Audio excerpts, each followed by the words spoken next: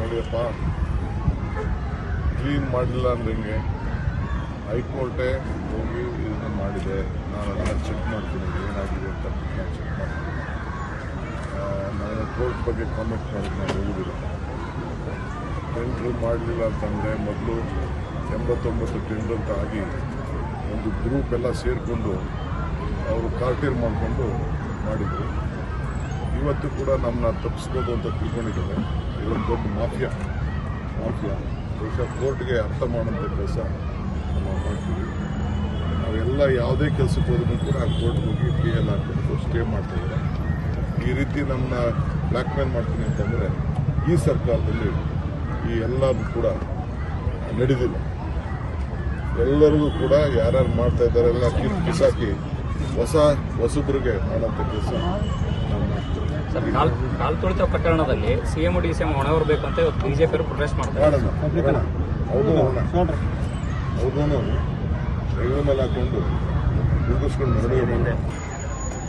ನೋಡಿಯಪ್ಪ,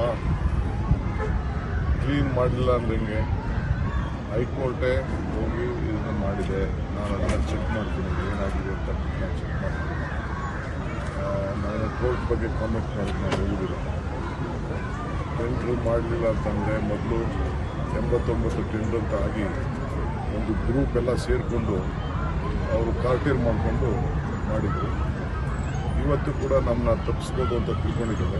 ಇದೊಂದು ದೊಡ್ಡ ಮಾಫಿಯಾ ಬಹುಶಃ ಕೋರ್ಟ್ಗೆ ಅರ್ಥ ಮಾಡೋಂಥ ಕೆಲಸ ನಾವು ಮಾಡ್ತೀವಿ. ನಾವೆಲ್ಲ ಯಾವುದೇ ಕೆಲಸಕ್ಕೆ ಹೋದ್ರೂ ಕೂಡ ಆ ಕೋರ್ಟ್ಗೆ ಹೋಗಿ PL ಹಾಕ್ಬಿಟ್ಟು ಸ್ಟೇ ಮಾಡ್ತಾಯಿದ್ದಾರೆ. ಈ ರೀತಿ ನಮ್ಮನ್ನ ಬ್ಲ್ಯಾಕ್ ಮೇಲ್ ಮಾಡ್ತೀನಿ ಅಂತಂದರೆ ಈ ಸರ್ಕಾರದಲ್ಲಿ ಈ ಎಲ್ಲರೂ ಕೂಡ ನಡೆದಿಲ್ಲ. ಎಲ್ಲರಿಗೂ ಕೂಡ ಯಾರ್ಯಾರು ಮಾಡ್ತಾ ಇದ್ದಾರೆ ಎಲ್ಲ ಕಿಸಾಕಿ ಹೊಸಬ್ರಿಗೆ ಮಾಡೋಂಥ ಕೆಲಸ ನಾವು ಮಾಡ್ತೀವಿ. ಸರ್, ಕಾಲ್ ತುಳಿತ ಪ್ರಕರಣದಲ್ಲಿ CM DCM ಹೊಣೆ ಹೊರಬೇಕು ಅಂತ ಇವತ್ತು BJP ಪ್ರೊಟೆಸ್ಟ್ ಮಾಡ್ತಾರೆ. ಅವ್ರನ್ನೂ ರೈಲ್ವೆ ಮೇಲೆ ಹಾಕೊಂಡು ಮುಗಿಸ್ಕೊಂಡು ನಡುವೆ ಬಂದೆ.